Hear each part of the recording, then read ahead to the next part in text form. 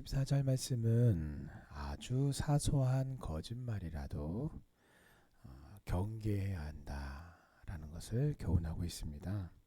자, 사람들은 보통은요, 누구나 물건을 살 때면 어떻습니까? 아이고, 오늘 물건이 안 좋아 보여. 좀 싸게 줘요. 이렇게 싸게 사려고 자기 본심과는 다른 말을 하는데 어떤 말을 합니까? 아이고, 물건이 안 좋아, 안 좋아. 안 좋아, 안 좋아 한단 말이에요.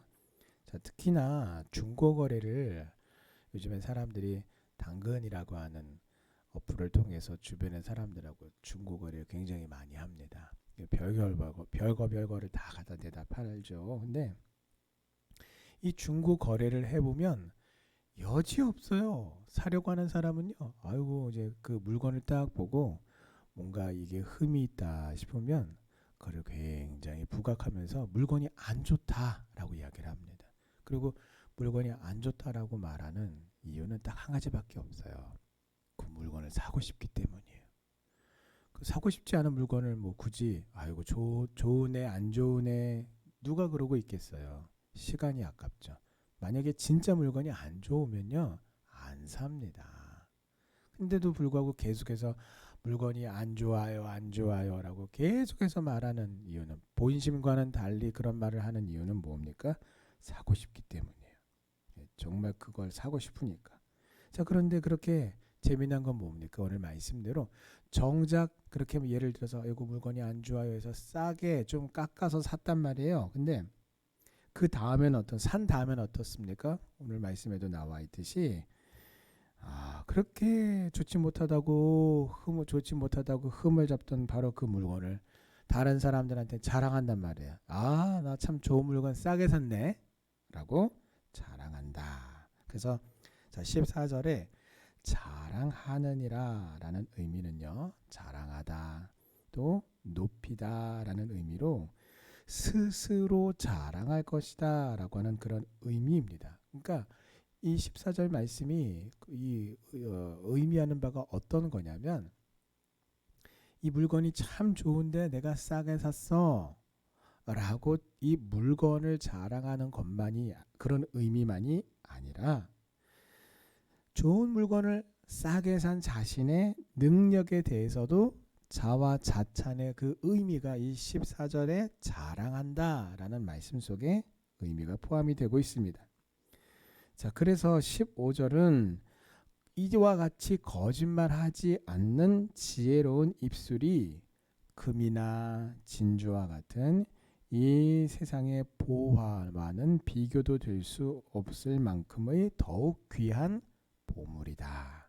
보배다. 진짜 보배가 무엇인 줄 아느냐? 사소한 거짓말이라도 하지 않는 그 지혜자의 입술이 바로 세상에서 가장 귀하고 값진 보물이다라고 말씀하고 있는 것입니다. 자, 우리가 흔히 아는 그 보물 중에 값진 것 그러면요 대표적으로 두 가지를 칩니다. 보석이 수도 없이 많이 있지만 그 중에 대표적인 것이 우선 금이에요. 금. 더더구나 또 다이아몬드라고 하는 이 두 가지 보석이 대표적인 것인데요. 아직까지도 여전히 이 다이아몬드나 금을 찾고 사냥하는 보물 사냥꾼이라고 불리는 사람들이 여전히 존재합니다.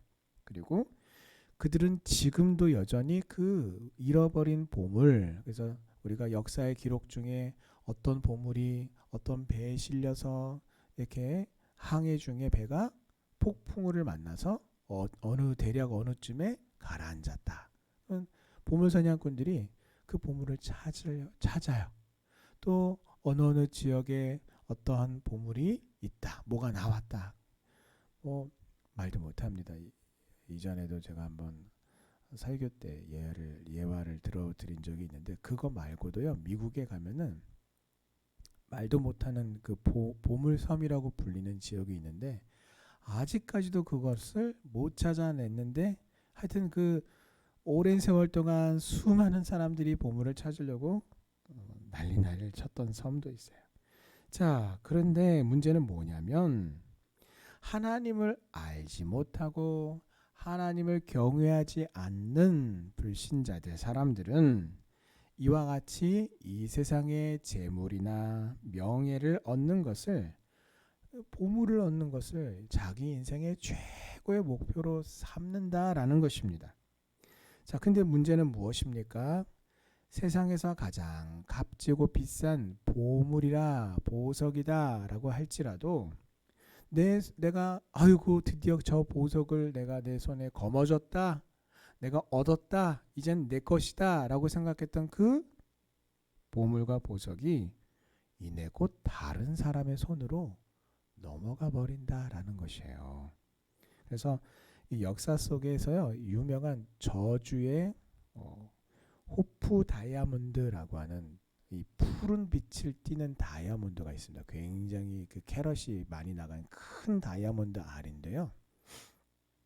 이게 그 별명이 저주의 호프 다이아몬드라고 불리는 이유가 뭐냐면, 호프라고 하는 그 가문에서 먼저 이 다이아몬드가 이제 처음 이렇게 소유가 되고 했는데, 이 보물을 가진 그 소유한 사람들마다 계속 죽는 거예요.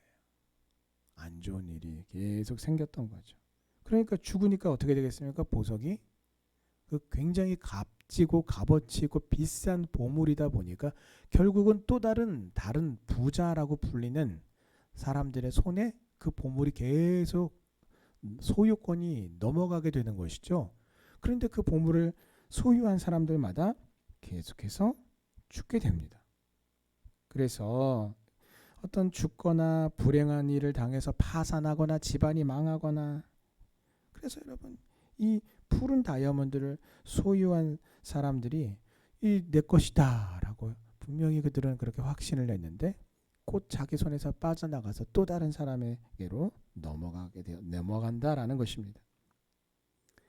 자, 그러나 지혜라고 하는 것은요, 오늘 14절 15절에서 하나님이 우리에게 말씀하는 것처럼 지혜라고 하는 것은 그것을 소유하고 있는 자의 마음에서 결코 빼앗아 갈 수가 없어요.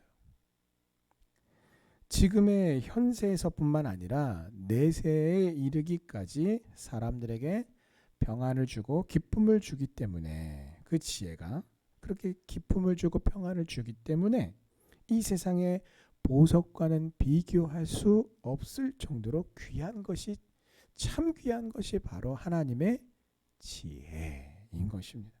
자, 그러므로 하나님을 이제 믿지 않는 사람들은 그렇다 하더라도 여호와 하나님을 믿고 하나님을 사랑하고 하나님을 경외하는 성도는 바로 이 지식의 근본된 지혜를 추구하고 구하는 것, 그것을 우리 인생의 최고의 목표로 삼아야 하는 것입니다. 더더군다나 사소한 거짓말이라도 우리의 말과 행동이 다르다면 결국은 우리의 인격도 우리의 삶도 그 거짓과 같이 무가치한 것이기 되기 때문에 하나님을 경외하며 지혜를 구하는 성도로서 우리가 사소한 농담이나 여담이라도 거짓되거나 혹은 남을 비웃거나 다른 사람의 인격을 깎아내리는 말은 버리고 피해야 할 것입니다.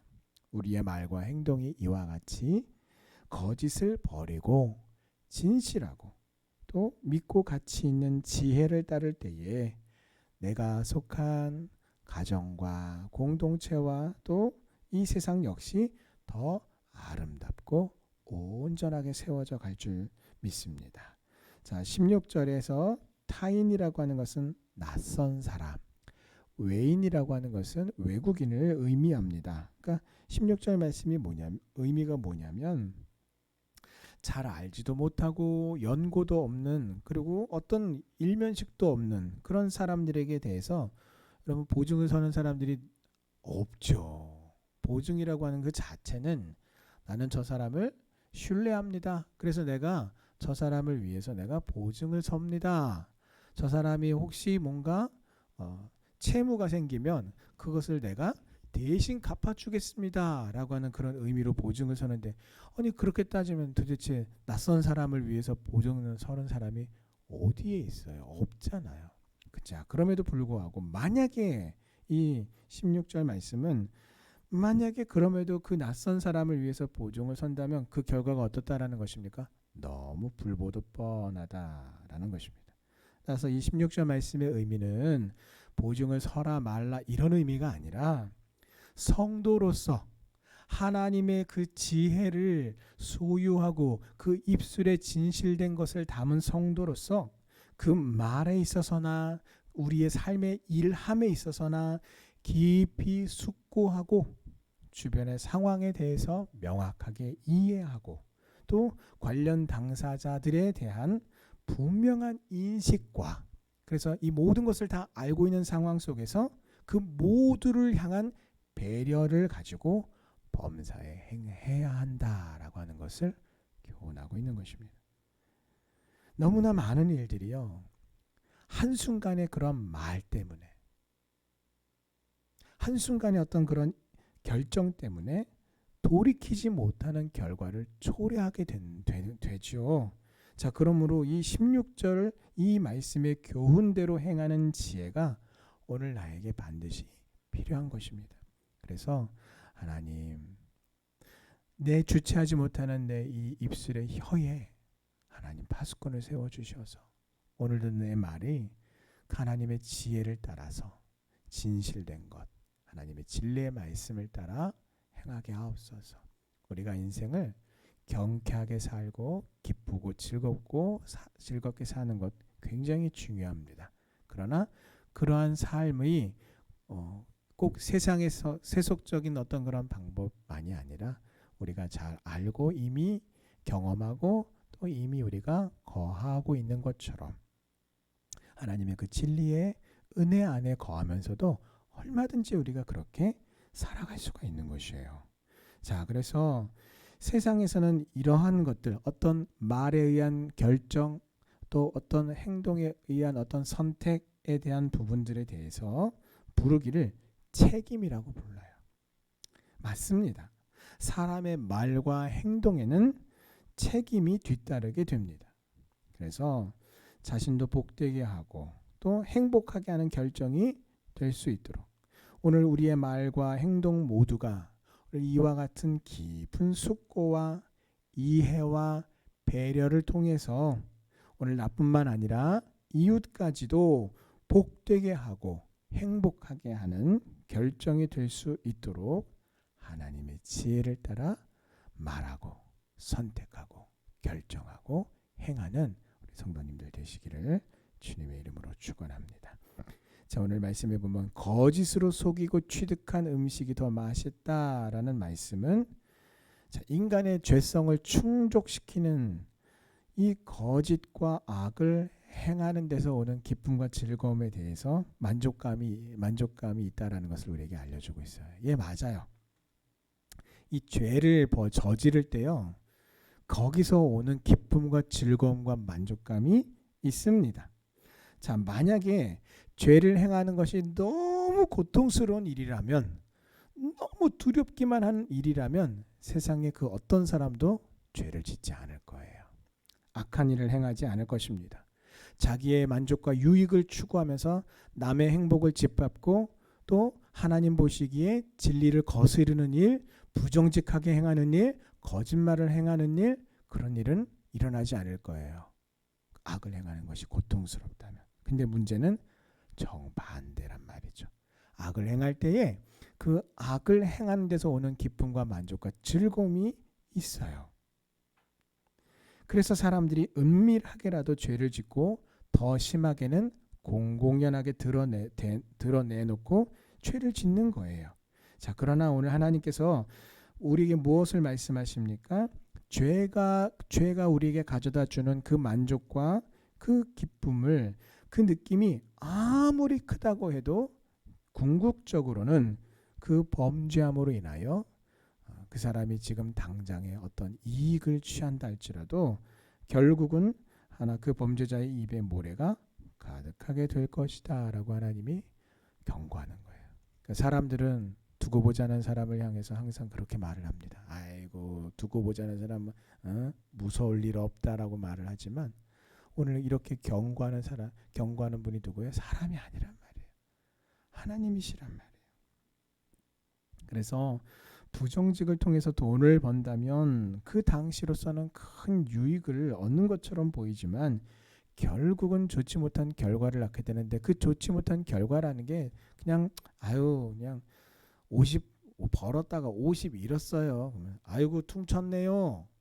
똔똔이네요. 사람들이 그렇게 보통 이렇게 뭔가를 손익 계산을 할 때 그런 식으로 표현을 하죠. 아니면 아이고 50 벌었는데 60 잃었어요. 아이고 조금 손해 보셨네요. 이 정도면 차라리 나은데, 이것을 경고하시는 분이 여호와 하나님이시고, 하나님께서 이 세상 마지막 날에 셈을하실 때에 그 모든 것들이 하나도 땅에 떨어지지 않도록 셈을 하실 것이기 때문에, 그것이 오늘 하나님의 경고가 오늘 무서운 것이라는 것이죠. 자, 거짓은요, 아무리 많이 모여도 결코 진실이 될 수가 없습니다.